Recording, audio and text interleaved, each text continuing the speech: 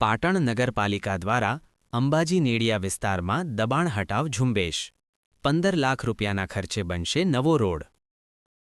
પાટણ શહેરના વિકાસ અને સુવિધામાં વધારો કરવાના હેતુથી પાટણ નગરપાલિકા દ્વારા અંબાજી નેડિયા વિસ્તારમાં કડક હાથે દબાણ હટાવવાની કામગીરી હાથ ધરવામાં આવી છે। રસ્તામાં અવરોધરૂપ દબાણો દૂર કરી નગરપાલિકાએ આ વિસ્તારમાં 15 લાખ રૂપિયાના ખર્ચે નવીન રોડ બનાવવાની જાહેરાત કરી છે।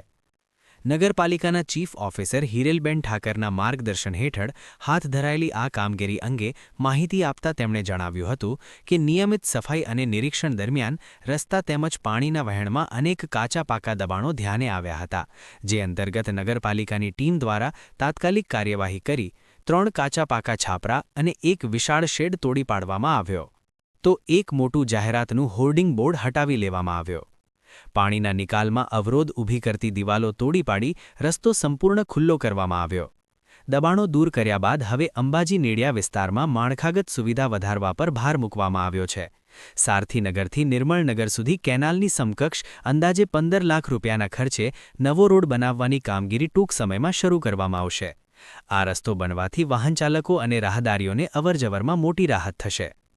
નગરપાલિકાની આ કામગીરીને સરાહતા પાટણના નાગરિકોમાં હવે અન્ય એક મુખ્ય મુદ્દે પણ ચર્ચા જાગી છે।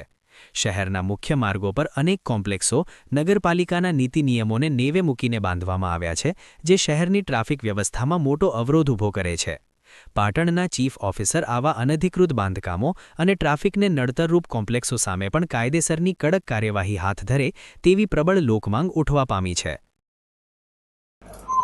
આજે અંબાજી નેડિયા વિસ્તારમાં રેગ્યુલર સફાઈ કામગીરી કરતા હતા, ત્યાં એ જ વિસ્તારની અંદર 3 કાચા પાકા છાપરા અને એક શેડ, એક મોટું જાહેરાતનું હોર્ડિંગ બોર્ડ અને પાણીનો અવરોધ કરે એ રીતે દિવાલો જે બનાવી દીધેલી હતી તે બધું દૂર કરવાની પણ કામગીરી આ સ્વચ્છતાની સાથે નગરપાલિકા પાટણ દ્વારા હાથ ધરવામાં આવી। હા।